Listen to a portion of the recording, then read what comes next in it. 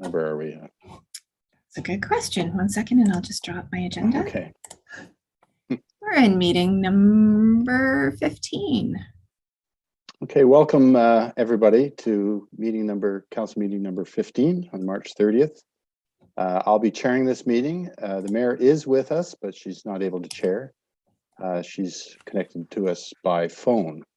So we've just come out of closed, and there's just one significant item on the agenda tonight, and that's presentation and review by council of our design guidelines. So I imagine it's Ms. Martin who's going to tee this item up. That is correct, Councillor Barkley. Thank you. Perfect. Good afternoon, members of council. It's a little different having a council meeting in the afternoon. Usually we're meeting later in the evening. So I thank you for your time. Today we have Forbes Simon from JP2G, which is the consulting firm who we've retained to undertake the development of our design guidelines. So well over a year ago, when I took on the position of director, it was brought to my attention by members of council that this was an item that they desired to see come forward. Just the consensus in regards to development applications and not having that standardized, policies or ideologies as to how we'd like to see development in North Grenville was quite apparent, which led to, again, just the ask that the planning department pursue the development of design guidelines. So I do have Forbes Simon here today, who will take us through a presentation on the design guidelines and just the layout, and we're seeking council's feedback, just given that this was again a high priority of council's to see this come forward. So to that end, I do want to note that there will be further consultation with the development community on the design guidelines, just to solicit their feedback and input, as they will be the end users of this document, as well as staff, and that the staff have been going around to various committees of council as well, just providing them with some background and an update as to what are the design guidelines and some elements that might interest them. So to that end, some of the members of the public might be a little familiar at this point with the idea of the design guidelines, as well as some members of council, because I've been to a few committees where you may have been present. Forbes will be leading the bulk of the presentation. I'll be here for support and listening, and we will be taking any of the feedback that we get today and looking at how we could potentially incorporate it into the design guidelines or make changes that reflect a document that will be used again to help direct development in North Grenville as we move forward. Forbes. Great, thank you, Amy, and Mr. Simon. It's nice to see you again in the municipality. Good to see you, sir. Sir. Thank you very much, Chair, Council, Mayor. It's my pleasure to be before you this afternoon to go through what is a very important document, I believe, for the municipality. Before I start, I just want to make council aware that this is a document that's very unique to North Grenville. It's a customized document based on the information in North Grenville. It's not a template or a cookie cutter that's been drawn from anybody else. We did do research, and we looked at how other communities were structuring the document, but this document really is a North Grenville creation. And I think that it's reflective of the priorities that the community has established in a number of your documents, whether it's the official plan or strategic plan or recreation master plan. I believe Jessica is going to run the PowerPoint, and I'll cue her up. And Jessica, if we could go to the next one, please. So the document that you have before you, it is a large document. There's about 45 pages of text. And I wanted this afternoon to be sort of a high-level walkthrough of the various elements of the official plan, or the design guides for you. And at any point in time, Chair, if any of the members of council or the mayor wish to express their opinions, please do so. That's what today's about. We want you to talk about the look and the feel of the document, or whether there are contents that you like or you don't like, or elements that are missing, or the points that you feel a planner may understand them, but the layperson needs to have a bit more leading statements to them. So as we go through this document, please feel free. This is a draft. The purpose of today is a free-flowing conversation about it, and your comments will be welcome. Thank you. Jessica, the next slide. I think you'll find, Mr. Simon, that we're not shy about interrupting you and preventing you from getting to the next page with questions. So very good. Thank you very much, Chair. I appreciate that. So the purpose of the document is clearly expressed in the introductory chapter. I think that it's important for council to appreciate that what we are talking about are site plans and subdivisions and condominiums. We're not talking about official plan amendments or zoning amendments, although they may benefit from understanding the guide, but the guide is specifically designed for site plans and for plans of subdivision. And that's where you get into agreements and contracts with the municipality. And really, it's to ensure that those that are investing and developing in North Grenville have an appreciation of what is unique about North Grenville, where your priorities are, and it will direct and guide the submissions that staff will receive, review, and ultimately present to you for approvals. We've made an effort to organize the document so that it's clearly understood, but again, that only gets confirmed as we go through, and the more people that use the document, the better it becomes. The other really critical element of the guide is the identification of studies and the triggers for when studies are needed, who's the approval authority, and that's clearly spelled out in the document. Next slide, please. So when we're looking at this document, it's really important to consider it as a standalone document on its own, but that it should be used in conjunction with other documents in the community, whether it's the engineering standards or interpretation of zoning bylaw or official plan policies. It's critical that this is one of a suite of documents that those investing in the community must know about. And so I've identified sort of the structure. We've got general submission requirements. We speak about neighborhood integration, landscaping, park development, sustainable design, streets, and administrative controls. Next slide, please. So the general submission requirements that are set out in the document really do highlight the importance of the North Grenville Development Review Team. It has been, and I believe it continues to be, a competitive advantage of North Grenville and the system it's set up to streamline the approval process and make sure that development applications start off on a solid footing going through DRT. It's at DRT that much of the document will be presented to the developers and highlight certain key components that are needed to be addressed through the development process.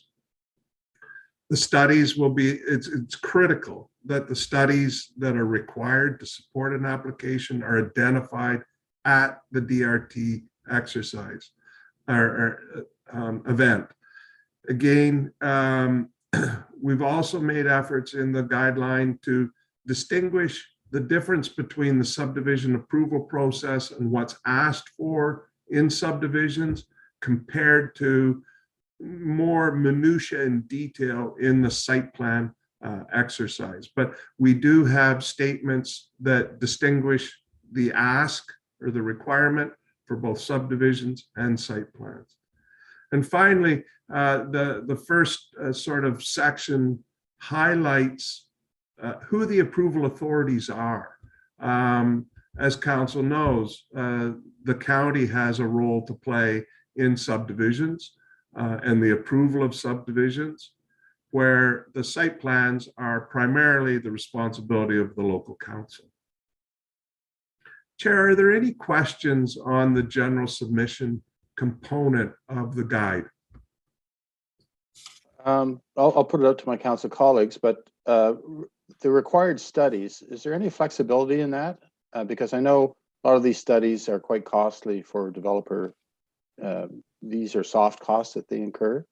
Yeah. Is what, you mentioned triggers.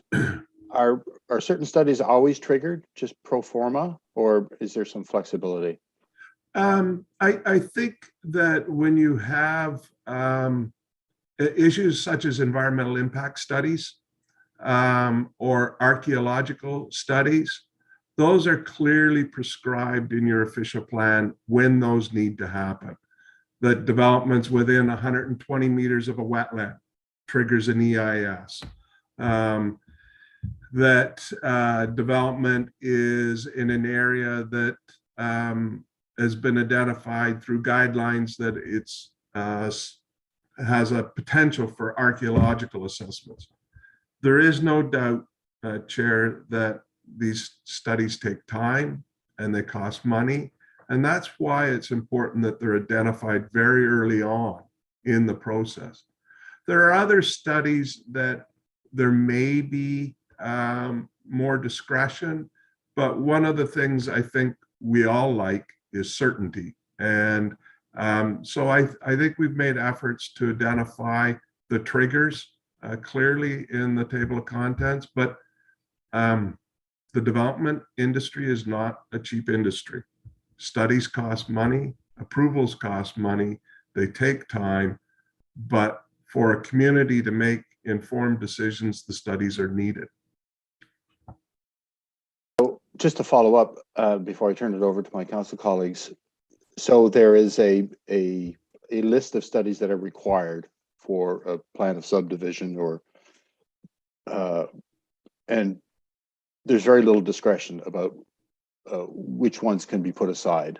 I'm thinking downtown traffic impact studies, for example, where traffic, since the 416 was built and all the traffic on 43 traffic has reduced considerably. I think 40% down from previous volumes. So, if you're building a multi-unit dwelling downtown, does it really have impact on traffic, or is the study just related to the traffic we had in the last year versus historically? Yeah, that's a very good question, John. But I think for the most part, you want to make sure that issues such as transportation are looked at and detailed, and that you're not causing a trigger for traffic lights, and that you really should have had a traffic impact study to quantify whether a traffic light is needed or not. And then without the study, you end up with debates and ultimately end up going backwards and having to do the study anyway. So I come from a school of studies being prescribed. The scope of the study, I think, is where there's flexibility.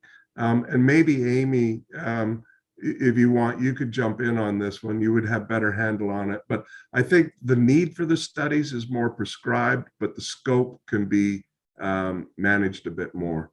Amy?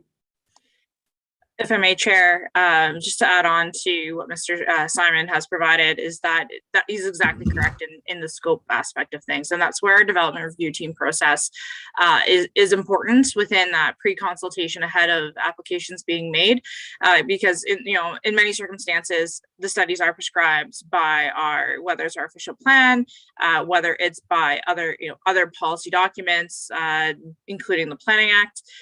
But all that to say that ensuring that you have the right scope of work is important at the start of the process. And again, that pre-consultation piece is key. So though, yes, you may need an environmental impact study, having those conversations with both the municipality and the conservation authority up front as to what you need to focus on, but based on our information of the property, will help ensure that the right information is coming forward to make informed decisions as to how you might protect, say, an environmental feature. Traffic impact study is another fantastic example. In certain locations, especially along county roads, is typically when you'll see that requirement, or where you have higher densities. So just ensuring that we're not triggering any upgrades to intersections, but certainly we do that pre-consultation piece ahead of time in order to provide the data that the consultants will be looking for to help scope the work that they'll be undertaking. Great, thank you. Any other questions from council? No? There'll be questions at the end of this meeting too, when we open up to the public. So I'll give it back to you, Mr. Simon. Thank you. Thanks very much. And just as a go forward, if you could just call me Forbes, that'll make me feel more comfortable. Mr. Simon is my father. And when people refer to me as Mr. Simon, I start looking over my shoulder. So please just call me Forbes. And we'll Councilor Barkley, it's Mayor Peckford here. I just had one quick question for Sure. you to Forbes, if I might. Forbes, Yep. Mr. Simon, Forbes. Just in terms of some of those traffic management pieces, and I don't think this was tackled directly in the study, but I'm just curious about evolving understandings of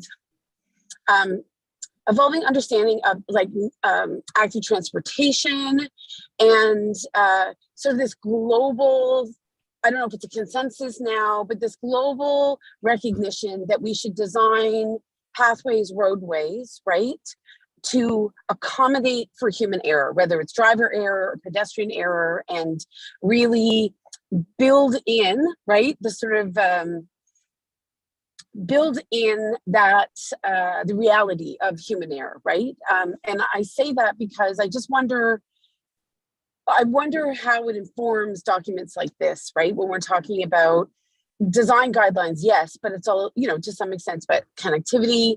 And I know there's there's emerging understandings that we should be better accommodating for someone maybe not waiting for the pedestrian walkman, right, to kind of light up before they cross the street. And of course, there will always be human error, and we can't be in a faultless system, because that won't work either. But I wondered, Forbes, if you have any insight into sort of that piece of traffic management. And I was just prompted by Councillor Barkley's question, and it may not be your wheelhouse, and I totally understand that. But I just wondered, from a big picture perspective, were those sorts of things taken into account, or would you expect them to be taken into account when we look at things like traffic studies and intersection controls, et cetera? Yeah. Thank you for indulging me on this. That's a great question, and Chair, through you. I'm not a transportation expert by any means, but what I think I've experienced over the last 10 years is that we've moved beyond sort of standard studies and documents, and they're evolving into more best practice documents that identify elements such as human error and worst case scenarios. And I think my experience is that the more engaged staff and council are in discussions and reviewing the development proposals, the more they're going to be refined, and the more planning you do, the less risk you're running at the end of the day and the potential for human error. So requiring the studies to be best practices, I think are critical components to making sure that human error is minimized as you go forward. It's not going to be eliminated, but it'll be minimized. For sure. I appreciate that. Thank you. Great. Anybody else? Oh, okay. All right, Forbes. Next slide, please, Jessica. So neighborhood integration is perhaps the most critical planning area of study that urban communities are going through right now. With the focus from the province on intensification and infill development, it's causing, dare I say, a certain amount of havoc in existing established neighborhoods. They're being inundated with change, and change is hard. And so I think having this component of the document where we speak about the need for neighborhood characterization studies and what those studies should be looking at and what defines neighborhoods and how the new development can be compatible is critical for that form of development. Transportation integration, I think, is something that we don't spend enough time at. If the street is smaller, narrower, has houses closer to it than what is in the neighborhood, it's going to have a different look and feel, and it won't be integrated into the neighborhood to the same extent that a street with similar profiles would have if it was added into a neighborhood. Other pieces that are important are looking for the opportunities to add on to, enhance, or create new active transportation connections and linkages. And that, having people being able to walk in a neighborhood, new elements, old elements, is a big part of integration. Community integration is the integration of the person, not just the development. And so looking for abilities for people to walk within a community and meet are critical. It's the same with respect to cultural heritage. Recognizing the design features of a neighborhood, and maybe with the new development, giving a bit of a tip of the hat to those design characteristics is something that we need to push for. Too many times development looks inward. How am I going to develop my site? And I think really what we're saying with neighborhood integration is you've got to lift your head up, you've got to look around at the neighborhood that you're going into, and you need to be thoughtful of that. Accessibility is also a key component going forward. One of the things that's really important with the pre-consultation and the DRT is this active transportation component. Your staff are going to know about the opportunities more so than someone looking at a specific piece of property and investing on that property. One of the other things that we talked about briefly is archaeological assessments. I don't think that as a profession we have done a good enough job of ensuring that archaeological assessments are done when they should be done. They're expensive, they take time, and they also have the component of potentially involving our First Nation communities and neighbors. And that, again, is critical that we do that right. And that's part of, I think, moving forward with a positive relationship with First Nations, is making sure that we respect their heritage. And the first part of that is making sure that we require the studies when they're done, when they're needed. Accessibility, it differs when it's a private property versus public property, and that always needs to be front and center, and we need to be mindful of that. There is a different standard for public lands compared to private lands in terms of accessibility. Any questions on that section? Yeah, I'm going to jump in here before I turn it over to the rest of the council, Forbes. And I think this is a very important part of the document, neighborhood integration. But fundamentally, I think for a lot of people, especially in older neighborhoods, the idea of infills right from the get-go makes, that kind of infill development for many residents in older neighborhoods is a problem. It's an issue. It doesn't integrate into their idea of what the neighborhood is. So I don't know how, there's a lot in this document I really like about how to mitigate those impacts and being sensitive to the character of the neighborhood. But how do we address that first objection, is that if you're infilling in my neighborhood, you're fundamentally changing the character of it. Yeah, and if I may, Chair, and that is the rub, isn't it? That's the issue, and it's not changing the character; it's just change in general. This is a neighborhood that could have been quite static for the last 60, 70 years, and all of a sudden there is new development that's introduced into that area. One of the things I think you have to keep in mind is that fundamentally all forms of residential development are compatible with each other. You may have a 4-story apartment beside a single detached house. Both are doing the exact same function. They're housing people. People live there, they go to work from there, they recreate close to there. And so we have to realize that infilling done properly doesn't introduce a non-compatible use. It does introduce a change in the streetscape, and it does introduce just general change, more people, more traffic, but the use are compatible. And that's the thing that I really think that's important going forward when you consider infill development. The look and the feel of it, I think we can do better in making sure that it's respectful of the neighborhood. But the reality is that this is the game. This is the name of the game today with planning, is infill and intensification. And it's far more sustainable and cost effective for a municipality than greenfield development. There are going to be battles within neighborhoods with infill and intensification, and there's no way of getting around that. Great. I'll recognize Councillor Stracher-Yan. Thank you, Chair, through you. Thank you very much, Forbes. I really have enjoyed reading through this and learning more, because I think it hits so many of the key points and pinch points that we've come up against over the last few years and probably beyond.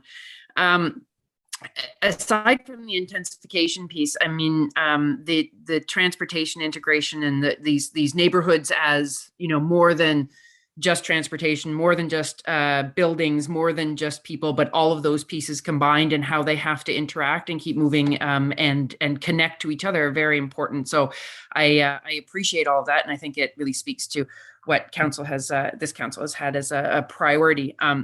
And for a path forward, and you know, that sort of going forward, there's a path for change, and clearly articulating that is very important.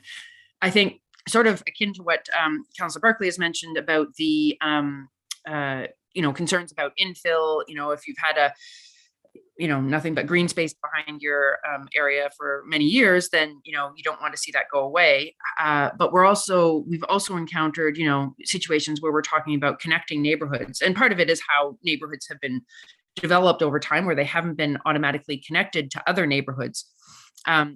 Is more so not the issue about going forward, because I think we can articulate that plan in this kind of developer's guide, but you know, how do you move forward with what already exists, right? And, you know, being able to get the, you know, residents in neighborhoods and local areas and in general in the community supportive of creating those connections, because like adding a building in your backyard, now you're adding a pathway in your backyard, which brings additional, you know, even foot traffic and so on. And that's not always wanted or something that's necessarily desired from a variety of perspectives. So I guess my thoughts are less about how to move forward and more so being able to look backwards with what is and move forward at the same time, if that makes any sense. Yeah, and that's a challenge, right? Planning in general moves forward. We accept the past as it is, and we try to move forward. One of the things I think is really important is for council to have the mindset that developers are focused on developing their property. Neighbors are focused on protecting their interests. Council is focused on planning a community. And it's a wonderful thing when all three jive up and agree with what the focus and the direction will be. However, reality is that usually you get maybe 2 out of the 3, and there's always going to be somebody, particularly with infill and intensification, that have different priorities. If it's council's priority to establish an enhanced active transportation system, it should be expected within the community that that's going to be a priority going forward. And neighborhoods that have pathways in their backyards where they weren't before need to be shown how that's going to benefit them. It's not always intuitive, but again, everybody has a different focus when they're coming to the table, and you need to respect that, but also at the same time recognize council's overriding responsibilities to plan the community. And that may mean that from time to time, certain things happen in neighborhoods that aren't necessarily 100% endorsed by those neighborhoods. But provided it's in the best interest of the broader community, it's something council should consider. Mm-hmm. Councillor O'Sullivan, and then we'll go to Madam Mayor. Thank you very much. And through you, Councillor Barkley, to I guess to everyone, and particularly to Forbes. I think one of the neighborhoods that's being discussed without saying it right out loud is my neighborhood. And I'm actually was quite surprised at the pushback that we received about linking a new neighborhood with our existing neighborhood, which is really only 11 years old. So it's not like decades old. And it's very difficult to be in the position where you're a friend and a neighbor, and you know in your heart that you're doing the best thing for planning, and it makes perfect sense for planning to have those linkages. And so it is difficult. It's really difficult. But I think that after it's finished, people do look back and say, well, that's not so bad. And even the one on Joseph Street, Jack Street, was there was huge pushback in the beginning. And then once it was finished, I think that it's very attractive and it's well accepted, and I don't think there's the issue. But certainly the change factor and the fear of the unknown sometimes have people very nervous and very anxious, and I respect that, and I try to understand where they're coming from, and but it's definitely a delicate situation, and I'm certainly for active transportation and connections and accessibility. So the more we can do this, the better. And I'm really happy to see that as a top priority in this document, and as well as the accessibility. So Thank you. Pleased with it. One of the things to keep in mind is that change management is the issue, isn't it? It's really quite easy to take a 100-acre block and plan it to be for a new subdivision, right? And to do all the right things and put things in the right spot. It's really, really challenging to deal with the existing and trying to fit something new into those existing neighborhoods. That's where the real work is. And sometimes it takes more time than you would want. But the reality is that it is for the broader good of the community and the sustainability of the community, and nobody likes change. And that's why planners don't have a whole lot of friends. I really liked your comment about fundamentally all residential units are compatible, and they are same function, housing people, and we are all people. And so I think to approach it that way is a good strategy. Madam Mayor. Yeah, thank you. So I guess my question is, and I'm not remembering all aspects of the document. Of course, as you know, I'm driving and I'm on hands-free, so I assure everyone my eyes are on the road. So which is why I can't consult the document right now. But I guess you know, where I've seen conflict in terms of infills, I think to Councillor Sullivan's point, is in some cases when we're building different kinds of residential, right, development. So where we've had infill projects that have elicited a reaction or development that might have been unexpected, it's where we're building multi-residential units, right? We're putting in a lot where typically maybe there were just single dwellings, right, with their requisite backyard, a side yard, or what have you. So I guess I'm just curious if you could, Forbes, speak to how you've identified the ways to make different forms of residential development more palatable, right? And what we've heard a lot as a council, and certainly I think we heard it before we got elected, was, you know, multi-residential developments in particular precipitate the loss of trees, the loss of privacy, and, you know, introduce things like lighting that might not have been there before, et cetera, et cetera. And I do accept the premise that all residential development is generally good in sort of urban serviced areas. I can live with that, but I do think what I saw happen even with Jack Street is we did disrupt, like, quite significantly in a couple of cases, the experience of the neighborhood. And I think it's gone very well, but, you know, there was this sort of discussion around, well, you can't all fence it in, right? So no fences, or the fences are at the cost of those people who have been there for 40 years or who bought into a neighborhood that they thought had a certain character. And I guess I struggle a little bit more with how do we accommodate, right, different kinds of development that weren't necessarily expected, not just, you know, a single infill, but more units than anyone would have imagined in a certain place, and really anticipate how to create buffers that are acceptable to everyone, that aren't about hiding development or, you know, creating division, but allowing for some of that compatibility. So I don't know how much you go down that path, Forbes, but I know that's an area of interest to me. And I think council and the community as well. So I just put that out there. I appreciate that, Mayor. I think that, again, I come from the principle that all residential is compatible with all other forms of residential. That doesn't mean that they work well together. And right. That's where the planning comes into play.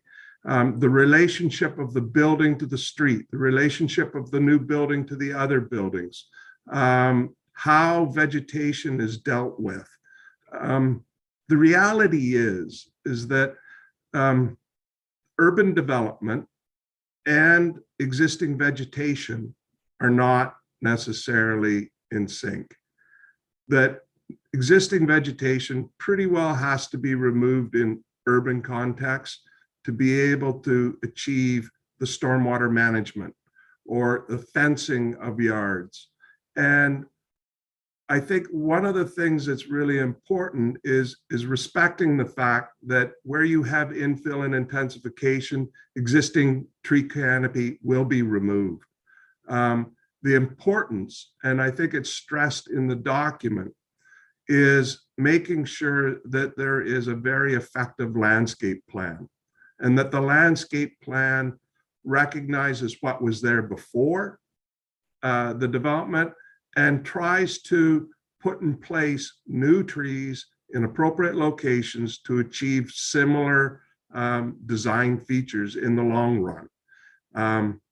It's not going to be what you want it to be in year 1, 2, or 3, but by the time you get to year 5 and 10, the trees mature and it's starting to look like it should be there. But again, making sure that the pieces fit together, whether it's access onto the road, active transportation, landscaping, all those components need to be thought of in a holistic way to make sure that it fits. But there will be change, and you have to respect that. Mayor Peckford, is your hand still up, or is that a legacy hand of some sort? Legacy hand, I can't really put it down right now. Yeah, So yeah, just okay, disregard. no, that's fine. Thank you. I'll expect that from you for Okay. the rest of the meeting.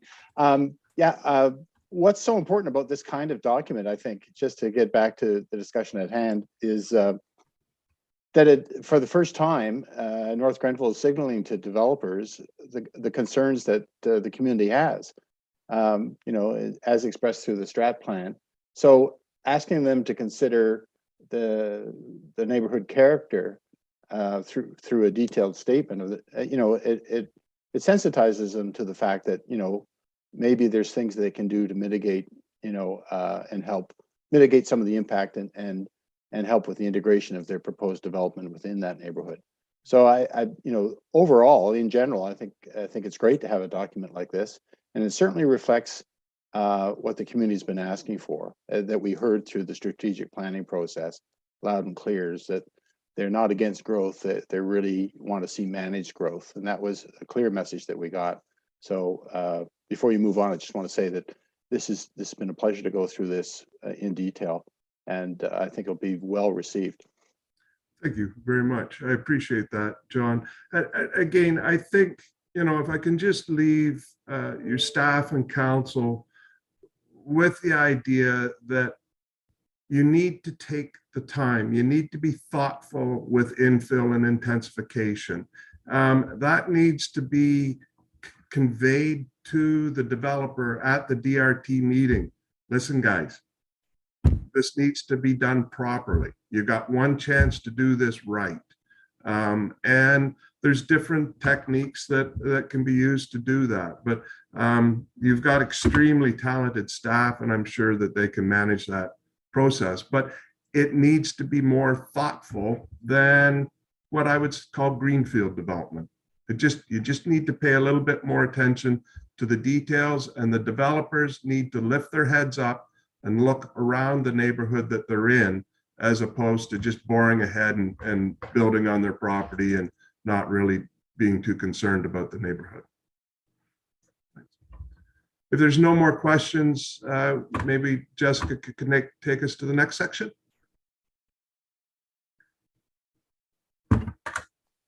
Sure, I don't think there are. Yeah. There you go.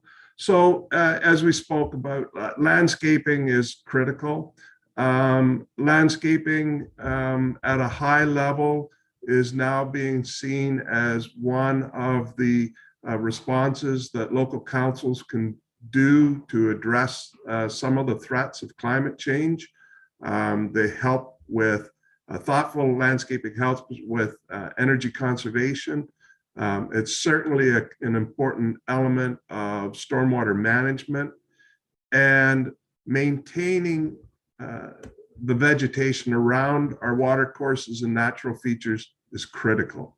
I did say that trees aren't necessarily compatible with urban development, and the one exception to that is except for where they're around water courses and natural features. And maintaining those has a multitude of benefits for the community, and that's expressed in this document, hopefully in spades. The other thing is that there is a difference between urban and rural in landscaping. There's more of an opportunity to retain existing vegetation, particularly along the roads and fence rows within a rural setting. And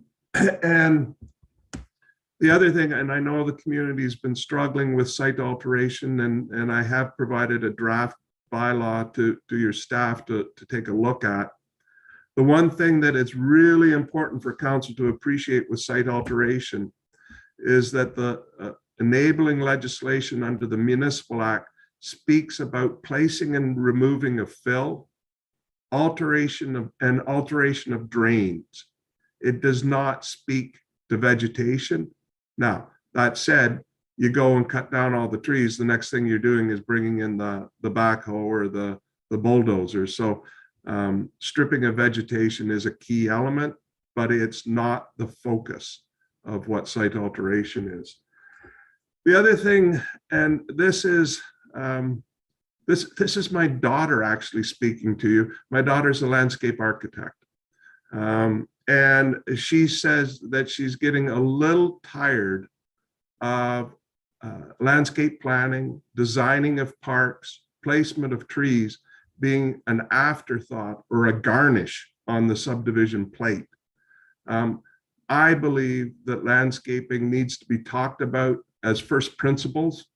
It needs to be clearly expressed up front what the expectations are. And if you don't, it will become garnish on the subdivision and somewhat of an afterthought.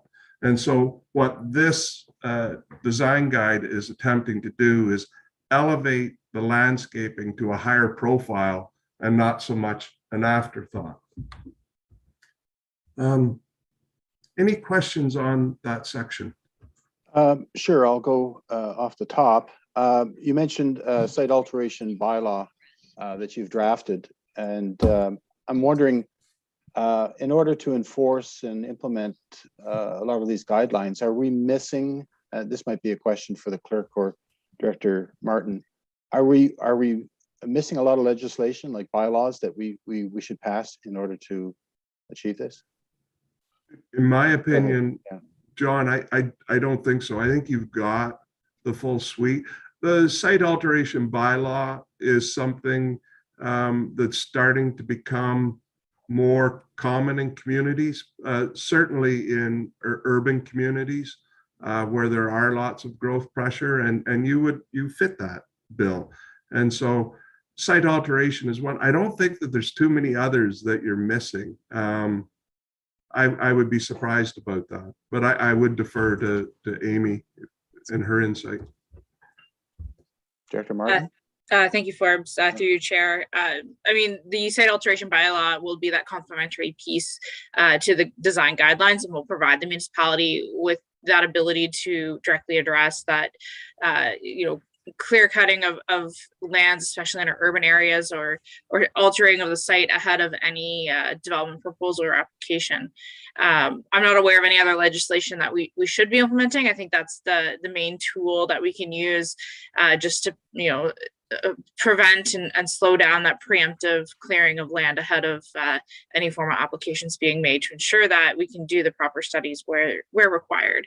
In certain circumstances, it might be that, they're taking down a stand of trees where there might be an unevaluated wetland, and we've lost the chance that by that point, by the time an application comes forward, to review for any significance.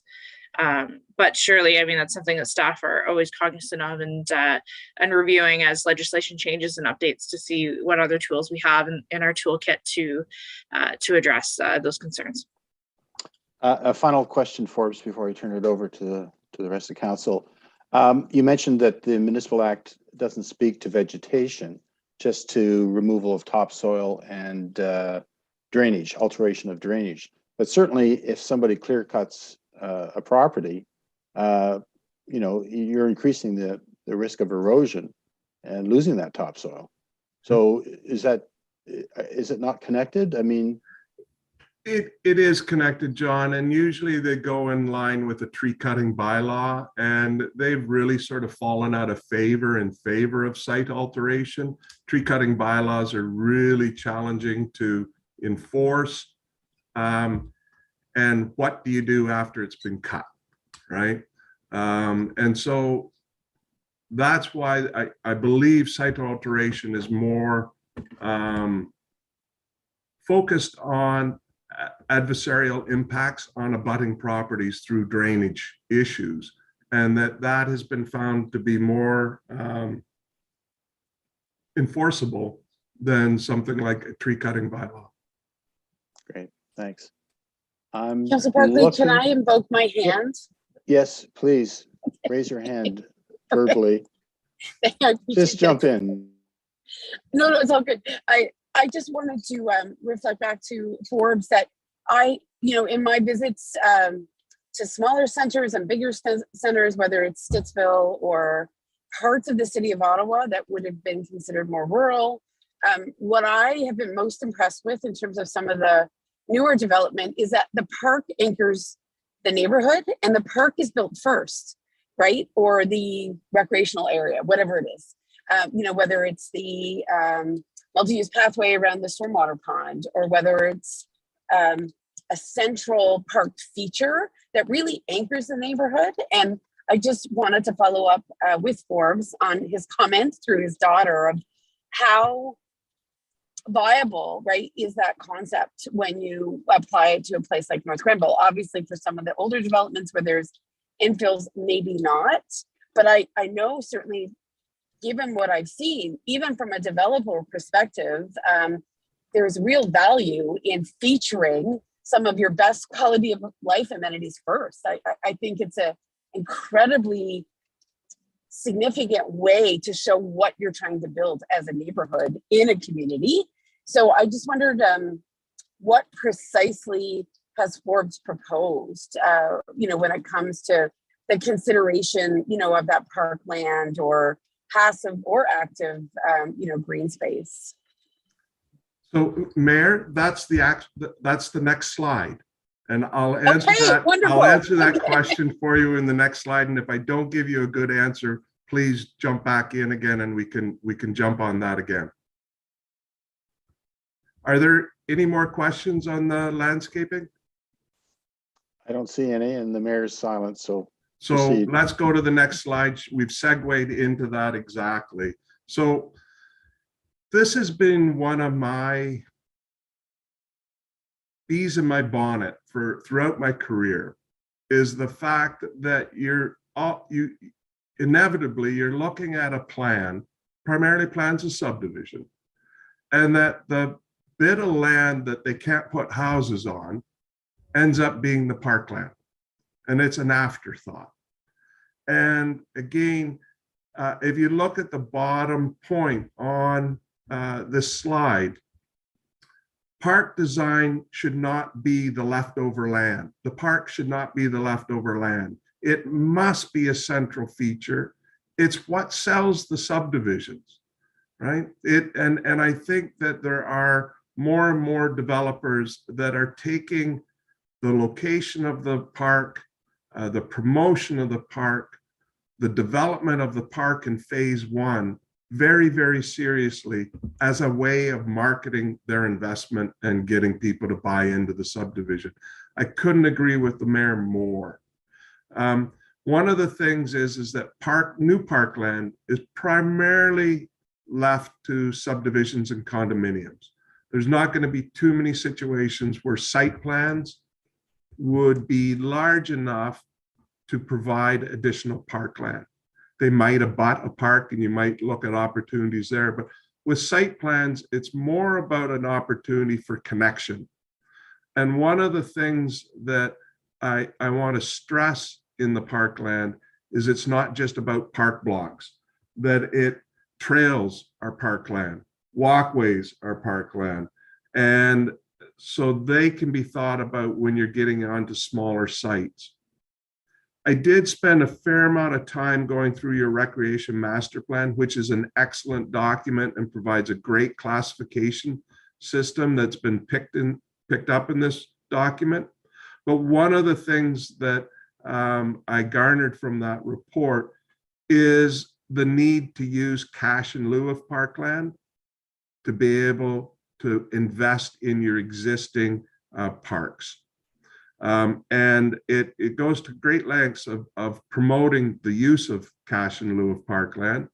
And then that can help council invest in its priorities, which are waterfront parks and trails and growth area parks, and the reinvestment into your existing parks. In terms of that, parks, again, have to be part of the DRT discussion. They have to be first principle design consideration and not an afterthought. The other thing is that you need to stay focused and demanding of the developers, particularly when you're dealing with waterfront and you're wanting to enhance your waterfront parkway system. Developers typically don't want to give up land. But I think that this is where council needs to be somewhat forceful. If there is an opportunity that you've identified through the process for additional parks, that's your responsibility and right to be asking for that opportunity to be realized. And so this is an area where sometimes I think a little bit of hardball is needed with respect to park design, park location, and making sure it meets community goals. That's all I have on that slide. Councillor Strachan has a question. Or comment. Thank you. Through you, Chair, to Forbes. I guess it's more so of a comment than a question. I mean, I recognize the points that you're making here, and I think that I agree with them, and the idea that parkland design and location and so on should not be left as an afterthought. Absolutely. I think we've run into that far too many times, even in the last few years, where that wasn't an initial consideration in various neighborhoods. And so now there's a bit of catch up. And I think, as with most things, when you're looking at it from a business perspective, if you're not negotiating when, sort of a contract is live, like you would have with a developer, and you're in the process of, in the negotiation phase and establishing neighborhoods and so on, it's always more costly after the fact. And it's costly on a number of fronts. And I think, there's the dollars and cents. There's the dollars and cents for the neighbors who, people in neighborhoods who now have to drive to find the right recreational space. It's the health of the individual. So there's a cost on that side, and the cost to the environment as well. So I think that, doing this early on is saving on so many fronts, and not just on the dollars and cents. So I just wanted to add that in there. I think the overall cost to not doing this from the start is can be quite great for individuals and for the community.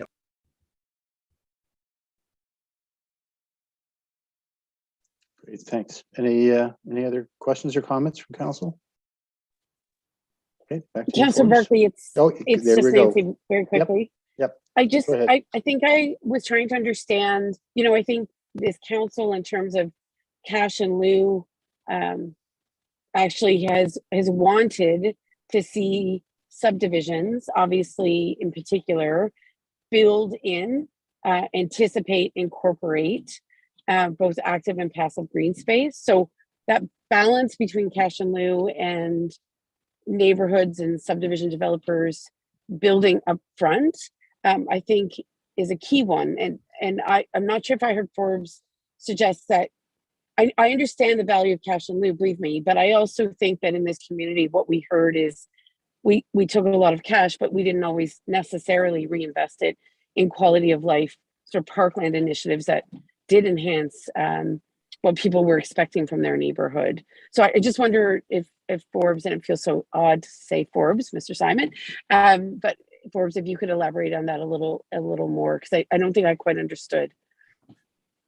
So my reading of the Recreation Master Plan, it's one of its recommendations was not to have a whole lot of small little parkettes, right, that have maintenance costs tied to them for the municipality, but that developments that are smaller in nature, that they provide cash in lieu, and that the municipality invests that money either close by or within a neighborhood park where there is a clear connection between the neighborhood and the area where the money's being invested. That's sometimes easier said than done.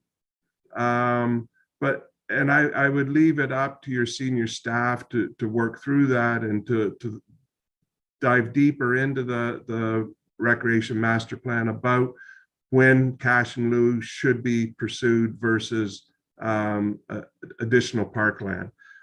I think the way it's set up in the document is that that's a discussion at the DRT with your staff and the developer as first principle. The use of cash and lieu, obviously under legislation, has to be invested into recreation. And hopefully that's what's been done in the past. Can I have a quick follow-up, Councillor Berkeley? Absolutely. Okay, so just on this point, I think it will be interesting to see council's appetite and senior staff appetite. I think, not to overstate it, we have heard loud and clear that in fact people want access to active and passive recreational space within their own neighborhoods. North Granville is sprawling, right? We've already, through participative action, actually made decisions, and I think this is in line with what Forbes was saying, to invest in rural hamlet parks, obviously that gather, many hundreds, if not thousands of people. So I think, I think, I'm not sure the balance is right or not in the design guidelines, but I know what council and I think what our Parks and Rec staff have been dealing with. So it's just, I think it is a live discussion, right? To Councillor Strachan's point, and I wouldn't want the community to misunderstand the direction in terms of design guidelines in this particular matter. And it's obviously complex, right? Because every neighborhood, has its own considerations, and access to other green space, no doubt, is important as well. But we've definitely heard that people they do really want it in their own backyards as well. Chair, I just Go wanted ahead. to make a commitment to you and the mayor and the rest of council that I'll take a look at the sections dealing with cash in lieu and make sure that it's not a dominant, but that it's an option for staff to consider. So I'll take another look at that section to see if further clarification is needed to be more in line with what the mayor has suggested. That's appreciated, Forbes. I think all of council is thinking of one particular subdivision where the expectation was that there would be a small park, and it didn't appear. So Not just one. I would say it's more than one, but there's definitely Fair one enough. that's notable. Yeah, fair enough. So we may have to go back to the recreation master plan and take a look at that section. Maybe that needs to be revised or rethought. But I'll go to Councillor O'Sullivan. Go ahead. Thank you very much. And through you, Councillor Barkley, to Forbes. It's not just cash in lieu that has been a problem. I think there's been times where the municipality, rather than taking cash, has taken a chunk of land somewhere in lieu, or used the cash to buy a chunk of land somewhere that is actually wetland, and it's not usable as a park for families. And I think the big concern is that we're having more intensive housing, and so people don't have the 1 or 2 acre backyards that they used to have. So the kids can't kick a ball and have a whole crew in there playing a ball game or soccer or whatever in their own backyard. And so families need to have places where they can gather and they can, and the kids can play, because if you live in a townhouse versus the big rural property, you just don't have that. And when I think of one of the subdivisions, Temple, the land that was acquired is just wetland. And yes, the developer sold it as a direct access to the creek, and shows people stand up paddleboarding right out there, but you've got to pretty much walk through swamp to get to that. And that was the so-called parkland for this subdivision that has a lot of intensive housing. And so there's no place for a park. I mean, now we've worked around that a little bit, and the developer has come up with a plan for something, but times are changing, and we need things to be more family friendly, and we have to move ahead. And one of the issues is that many of these subdivisions had draft approval many, many years ago. And now we're stuck with what was so-called a draft approval, but it's really final approval because it's almost impossible to change things when it was approved without any parks. So it's a tricky situation, and yet it's something that we need. The families need that, and there's no doubt about it. So I don't know, what can you suggest? Well, I think there's a couple of things, Councillor. One is elevating the discussion of the location of the park to the very beginning and first principle, right? Again, I think that that's a critical aspect as opposed to leaving it as an afterthought or the piece that's left over. The other thing that the design guides talk about are park plans or landscape plans. If someone is going to provide the municipality with parkland, they should also be presenting a design of how that parkland should be utilized. And even if it's an older historic subdivision that has got draft approval, you can still ask for a park plan or a design of the park plan and have it costed out and figured out. One of the things I've used as a technique in the past is that you ask for a portion of the 5% of the land that you're entitled to, and that the remaining value of parkland is in the outfitting of the park, and that's done up front. And so you don't get quite as much land, but you get a fully built out park block that's usable early on in the subdivision design. And you can use different techniques like that. I've also seen communities where they've had historic park blocks given to them, particularly in rural subdivisions, and that they've used cash in lieu of parkland to outfit those subdivisions in the past. But if you're getting waterfront property as parkland and it's part of the protection of the natural resources, as a minimum, there should be a pathway system that's designed and approved by the Conservation Authority on a go-forward basis.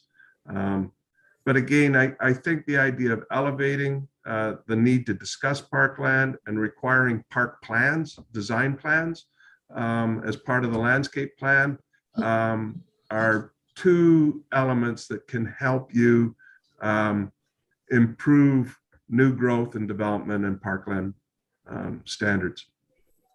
Okay, Hopefully thank that answers your question, Councillor. Thank you. Thank you. If I may make one more comment, going back to the trees and the site alteration. I work at the Ottawa Hospital Civic Campus, and so as an employee there, I get updates on the new site and the progress with the building of the new campus. And when I first saw, well, one of the early documents that was sent to everybody who works at the Ottawa Hospital was about the site and where it would be and planning it all out. And they actually had done a tree inventory on the property, and there were 531 trees identified on the site where the new civic campus will be built. And they had identified, you know, which of the trees would be having to be moved or removed and what the plans were to replace the trees and ensure that it would still have good green space and significant trees around. And when I saw that, I thought of our site alteration plans, and I think that's something that we really need to look at here. And that, like, just my backyard right now has just, not my backyard, but very close to me, has just been clear cut on County Road 19. And so everybody asks me, well, who's cutting the trees down? Well, it's their property. But what are the plans when it's built on? What are they going to do about putting some back? So we need to look at that. And I will tell you that this is an issue that most communities are struggling with. There are trees coming down before approvals. Yeah. And so the guideline speaks about that. It speaks about doing inventories. It speaks about identifying trees that can be retained and those that can be removed. And I really think that if you had that site alteration bylaw, it might help you alleviate some of the pressures of the trees being knocked down. The one thing council should be aware of is that for the most part, trees should not be cut between the middle of April and the end of September. And that's the birding season. And that's why you see trees come down in the wintertime, because it's actually proper forest management. It's part of a forest management teaching, right? Is that you don't disrupt the canopy during bird season. And that's why you see them coming down now, or in the last month or so, you've seen that happen throughout the area. But we do speak to it in the guidelines. Okay. And the other thing that we've been talking about since I was looking through some old notes, since 2018, since just after we were elected, we'd been looking to have a landscape buffer between residential properties and commercial properties, which is already existing, but also between recreational properties like the trails and the parks and commercial property. Yeah.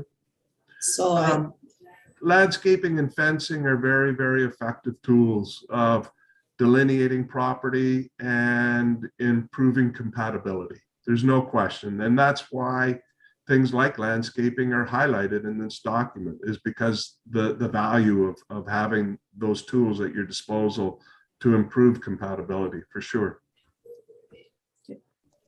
Great, thanks. Thank you. Councillor Strachan. Councillor Barkley. Oh, I'm sorry. If you could just put me back on the list. Thank you. You're right after Councillor Strachan, sorry. Thank you. I just have a quick comment, I guess, on this. Councillor Sullivan lives in the zone where we're seeing all these conflicts, where the planning for landscaping hasn't been thought through all of the different changes that have to come in. So where we've made improvements to the road on Wellington and made improvements there, we lost some of the buffer between the road and the rail trail. And then where there's private land that was sold, we've lost some of the buffer between commercial land and the rail trail, and all these combinations. And I think it was likely unavoidable because of just how everything was originally, I guess, planned out, or perhaps not planned out in conjunction with all the different moving parts. I think there's a lot to that, and maybe it wasn't seen all the way through. But it certainly highlights an area, and as somebody who pays attention to all of the trees in our community, Councillor Sullivan is noting all of these changes and where they're coming into conflict with each other, and where we lose some of that natural buffer and so on. And hopefully there's some space to regain it, although I think some areas it's probably not likely to make much of a difference just because of the space that's been left. But I think the value of having appropriate landscaping and the thoughts about trees and the timing of everything. And I think, to Councillor O'Sullivan's point as well about the communication about when trees need to come down, and not simply saying they're cutting down trees tomorrow, which, we're doing. It's also understanding what the timing of it is. And so why you will see this now, and all of those pieces, I think they're all important because, residents are asking these questions. And I think all of that information sort of bundled together helps to build a better understanding, appreciation, and story about just what it means to manage all of this. And if we have information like this in this developer's guide, as well as a tree canopy plan and all of those other pieces, then there's also trust in the system that as there's some trees that have to come down, there's also a plan to replace or to make sure that the ones that need to be kept are kept, that not all trees are equal, that native trees versus invasive species and so on. Like there's a lot to this, but I think it's all part of one aspect of the developer's guide that will help residents better understand just exactly what the landscape is. So thank you. I think North Grenville is more fortunate than most communities in that there is a very ample, readily supply of Indigenous rootstock. And I know you've benefited from the Ferguson Forest Center in the past, and you'll continue doing it in the future. But again, I appreciate what you're saying, Councillor, and it just points to the importance of that issue within the design guides. And things like native trees are promoted and highlighted as much in the landscaping as they are in the sustainability component, which is the next slide. Before we go there, Forbes, I'll hear from Mayor Peckford. Yes. Yeah, it's just to add that I do think that we're often told that, if someone wants a fence, it's incumbent upon them, right? Because they're sort of insisting on not adapting to that change. And I don't always accept that either. I think if we're going to build newer subdivisions or build kind of multi-residential units, fencing, trees, that sort of thing should be built in or anticipated to be a bit of a shared cost. So it's just to insert that you often hear that, if the private landowner who's being impacted and resisting change can't adapt, and they pay for the fence. And I think we should go beyond that in terms of our tools. Very good. Agreed. Do we have such tools at our disposal to? Well, I think that the whole site plan approval process is your tool, right? And the guide is highlighting the elements that are important. And particularly, I think when you get into infill and intensification or site plans, working with neighbors is the name of the game, right? Determining whether it's fencing or vegetation or how they want to see their site develop. Site plan is the process. That's the tool that you have. And this guide assists in the implementation of that tool. Great, thank you. Any other questions on this slide before we move on? Okay. So The next slide deals with sustainable design. It's something that I think is critical, particularly as we move forward, addressing the threats of climate change, having our urban communities follow sustainable design principles that involve or include protection of natural heritage features, promoting energy efficiency, that there are no contaminants brought in, or that sites that are contaminated are cleaned up. And we look at resource consumption. All these elements are sort of first principle sustainable design components. I don't think as a planning profession we've really quite got there yet, and I'm very hopeful that in the next decade or so that you'll see some real advancements. But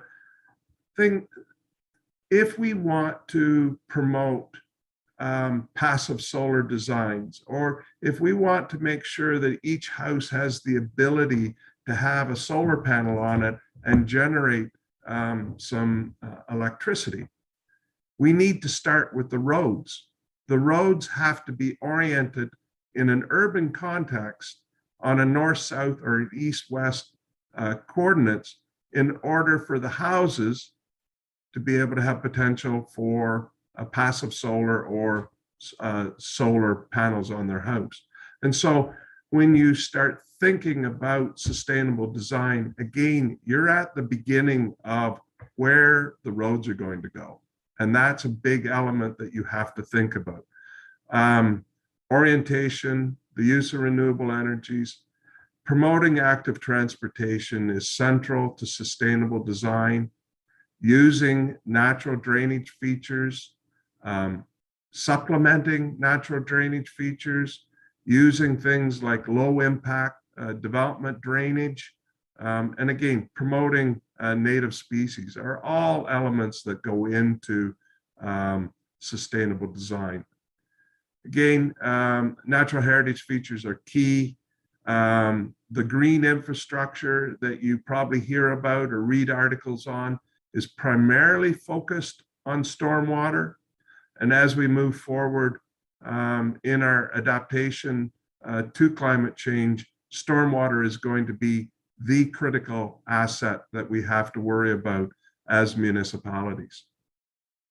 The other thing I've done is I've added telecommunication infrastructure under sustainable design, and that's from the standpoint that robust telecom provides the opportunity for working at home that we've all done for the last couple of years. Some of us may want to be getting back into the office. Some of us are quite happy being at home.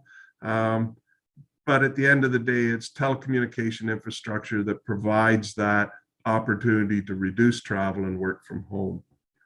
One of the things in terms of sustainable design that I'm just going to sort of lay out there, and it's talked about in the guides, should we be approving any more commercial development or multifamily residential development without planning for electric charging stations?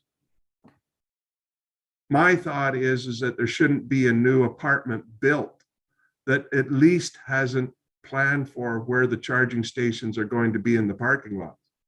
The idea that we would have a whole class of people in rental accommodation that wouldn't have access to EV charging, I find somewhat offensive. And I think that we really need to start thinking about how our vehicle fleet is going to change in the next decade, next 5 years. Yesterday, the Prime Minister reported that 40% of fleet in Canada should be EV within the next 5 years. That's a staggering thought, considering we have virtually no infrastructure to support that. And so I leave that with you, but it's something that you need to start thinking about in terms of supporting that type of transformative change we're going to have in our infrastructure. Thanks, Forbes. I think you'll find you're preaching to the choir here. Good. I'm getting lots of thumbs up here from the rest of council.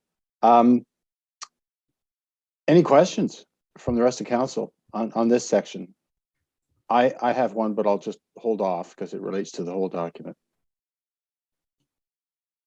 Anybody? Okay. One of the things in section 1.8, which is the overall design objectives, point 6, Forbes, incorporates sustainable design elements. Is it possible in this document to, add to that sentence, incorporate sustainable design elements, building materials, and building methods? Is that appropriate at this point?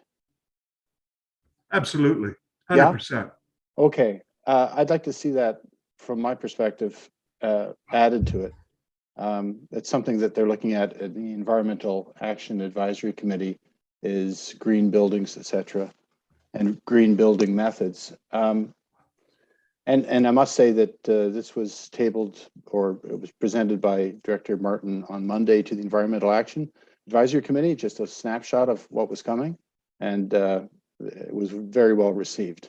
Okay, John, if there's specific wording that you could get to Amy on that to make sure that we capture what the committee wants, if I could ask that of you, or if Amy already has it, then she can get it to me. But we just want to make sure we get the right wording. Well, I didn't want to dictate Forbes. I wondered if that concept was applicable. Yes, yeah. Right. No, but definitely now's the time to make those changes for sure. Yeah, that'd be wonderful.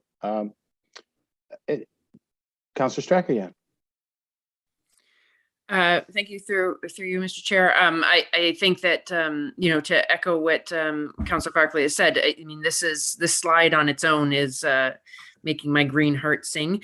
The Environmental Action Committee is definitely very happy with, by and large, everything that's in this developer's guide. I think it speaks to sustainability, environmental best practices, a greener future, and all sorts of other ways forward that I think are they can be subtle changes, but they can be very impactful at the same time.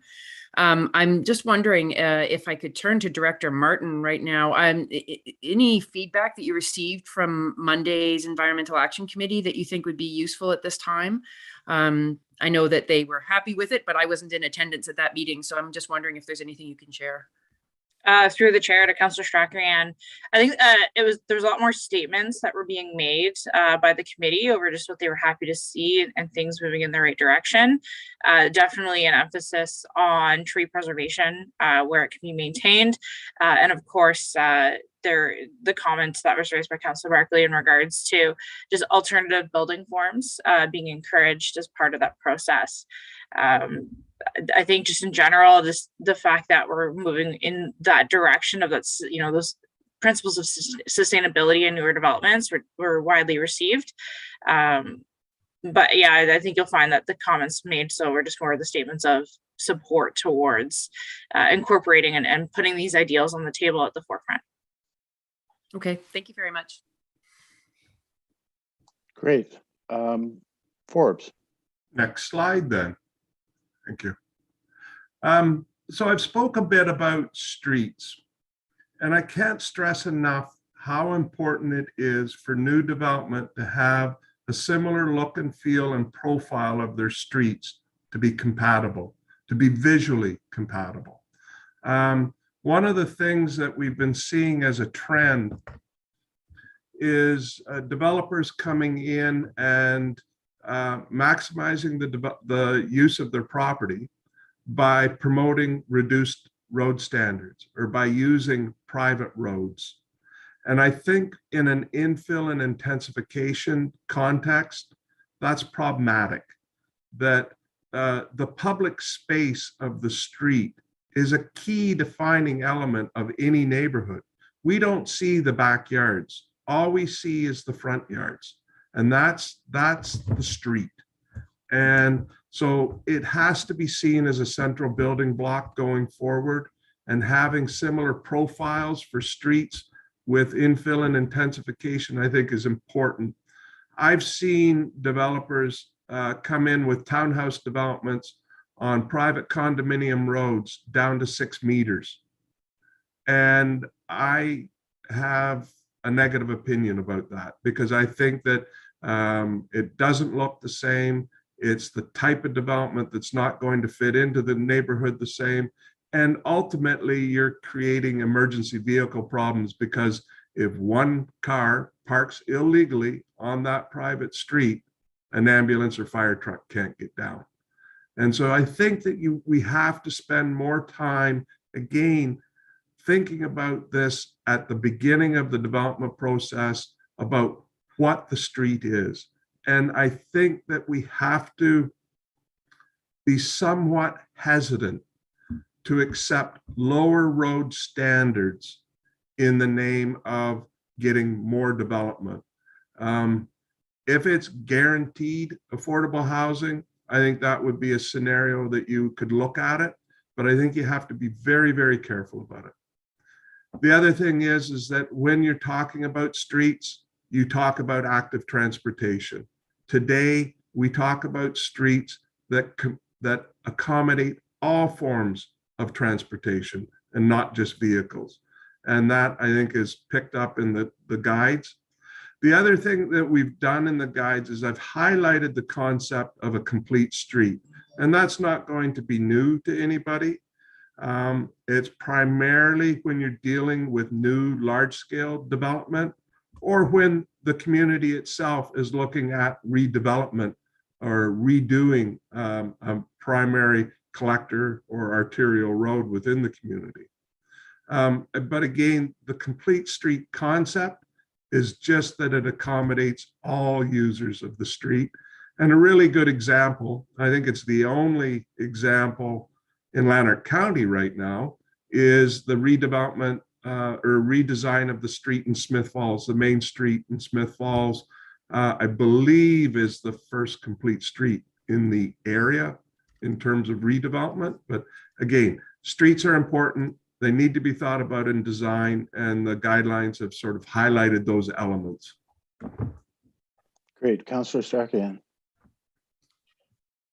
Thank you, through you, Mr. Chair. I think the redesign of County Road 43 is very complete in its design as well. I think we'll see that we'll have great places for pedestrians and cyclists and cars, and being able to all operate in the same place safely.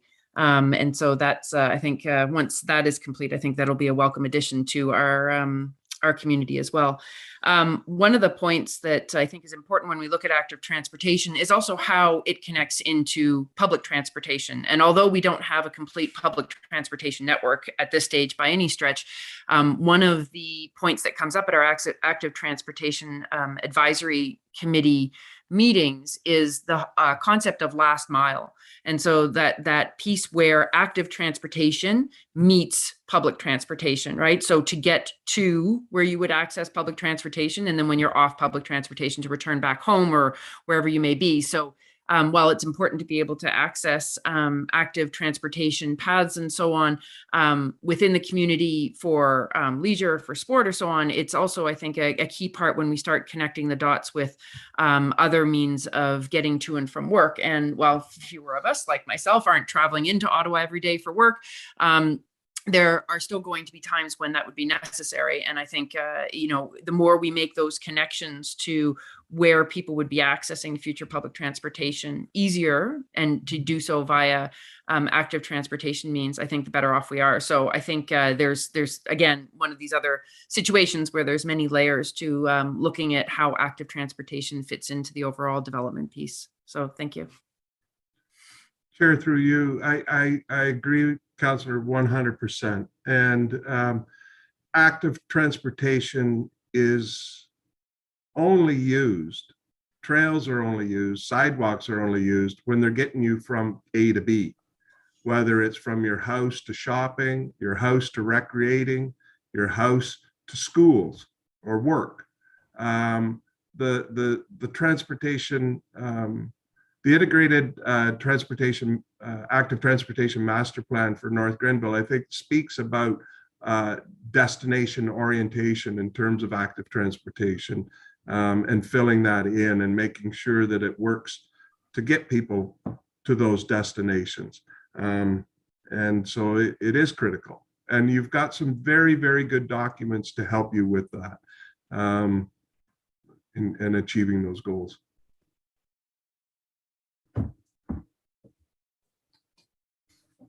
Sorry, Councillor O'Sullivan. Go ahead. Thank you very much. One other thing, Forbes, is that if you're looking at development in commercial or multi-residential units, I think having areas where there are secure bicycle racks, places where people can secure their bikes, and also in a public area, downtown area, or a place that's very prevalent use of for cyclists is to have a bicycle repair station. We've seen them at Roma and AMO. And I think those things too need to be integrated into the developer plans for particularly commercial properties. I agree with you 100%. And I believe that that's spoken to in the design guidelines. I'll double check to make sure. The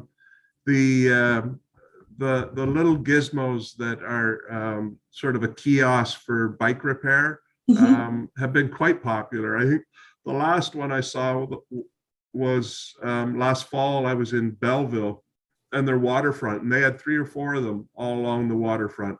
But I think that they're a great little thing to add into your parks and downtown and different places. I've even seen in some communities where they create a bike center in the middle of their community, where they have the ability to wash their bikes and fix their bikes and store their bikes, and that it becomes a bike parking garage type of environment. That's happening in some of the larger communities, but not that much larger.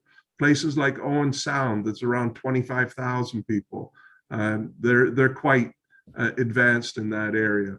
And North Grenville's always been at the forefront of active transportation, promoting bike-friendly communities and things of that nature. And so you've got a great legacy to build upon, but the work's never done, is it? Right. So anyway, thank you for your comments, Councillor. Okay, thank you. I'm cognizant of time, and how many more slides do we have, Forbes? Not to give you the rush. That's the last one. Is it really? Okay. It is, sir. I'm going to allow the mayor with a follow-up question. Go ahead. Thank you so much, Councillor Barkley. Yes, my own time is coming to a stop, so I just wanted to add and get Forbes's comments on one other aspect.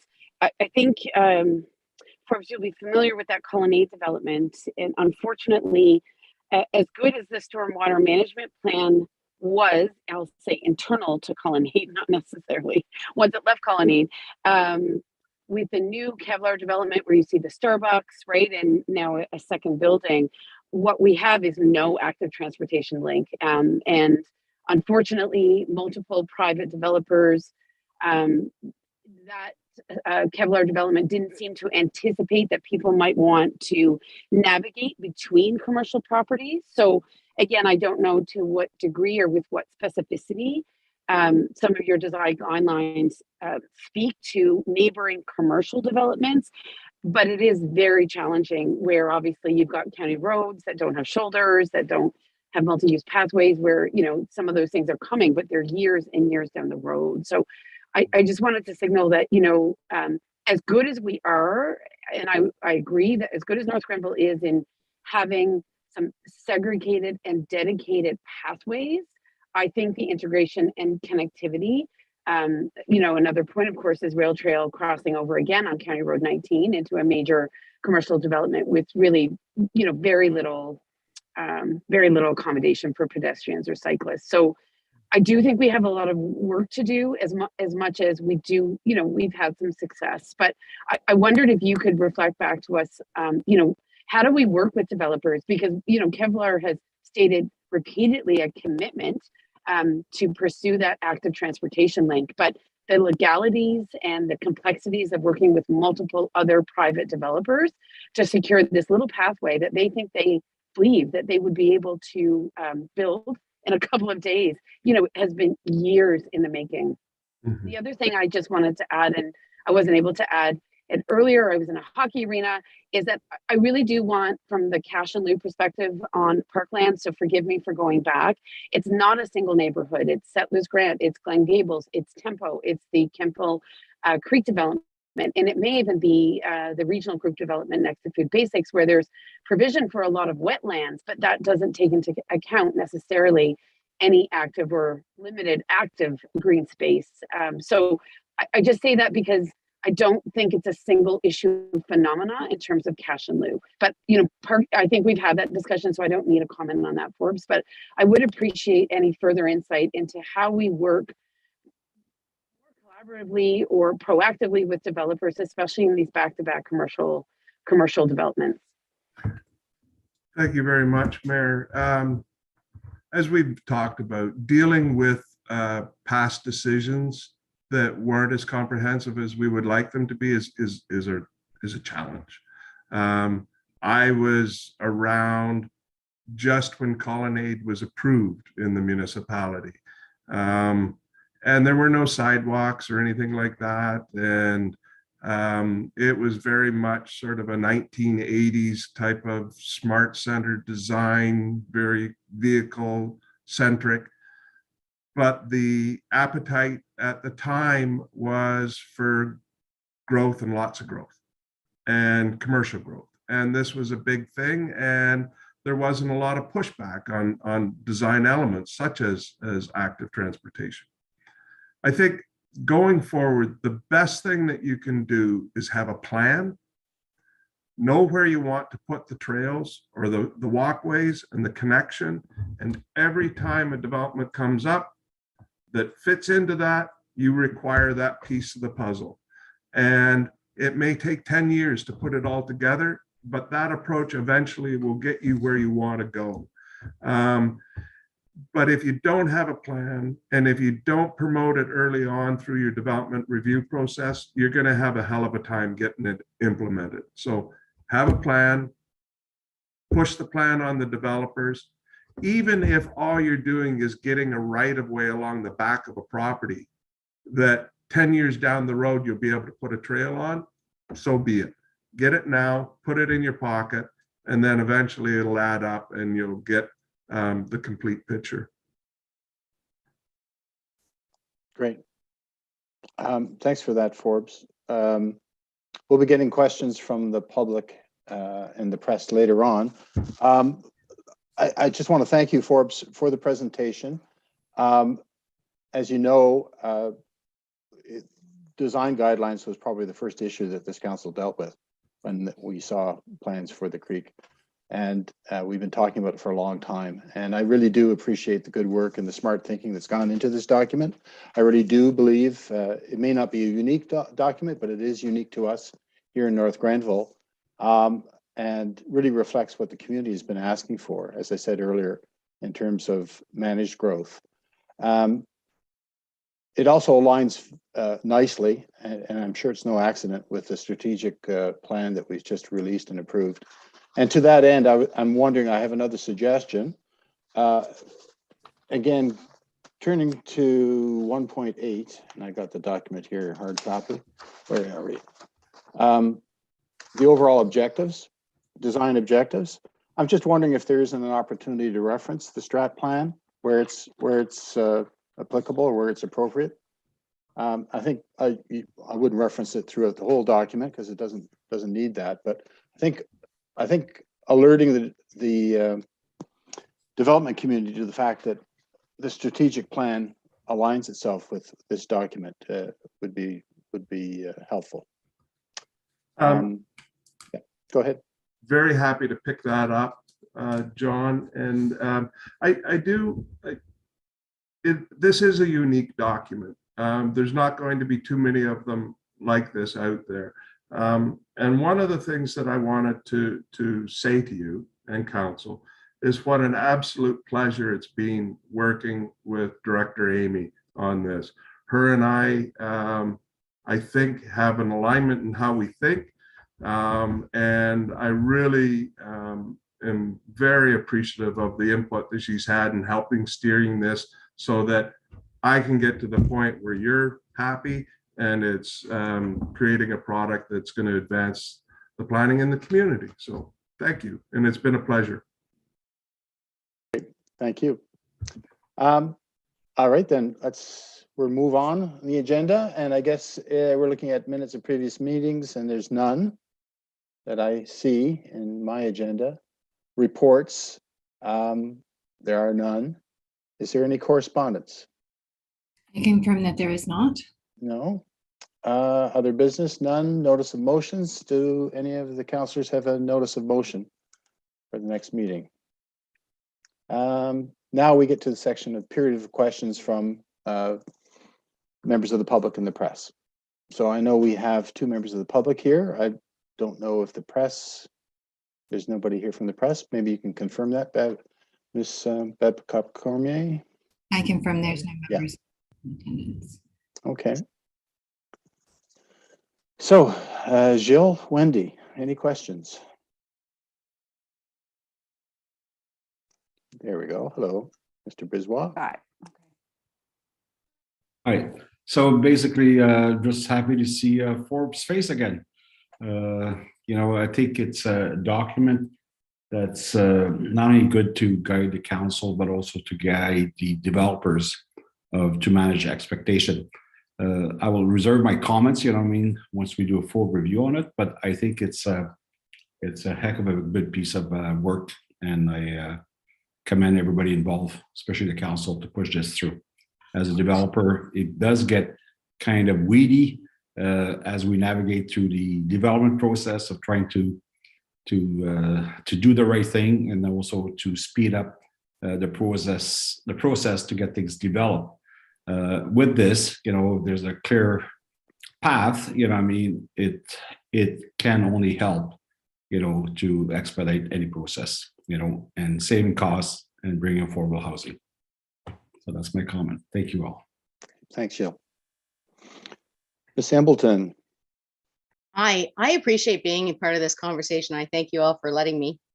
I've been enjoying the last hour or so of this, what's been going on and what's been talked about. I'd like to make a comment about the cash in lieu when it comes to green space and whatnot. And I think Mr. Simon Forbes made a great comment in the fact that you have to, and this council and mayor knows that we have to plan for the next 15, 50 years. We don't want the next generation to be dealing with something we didn't do well, right? So the cash in lieu, I think really putting that money into what we've already got is important to make sure that that's already there. But looking at some of the larger developments that might be coming in is key as well.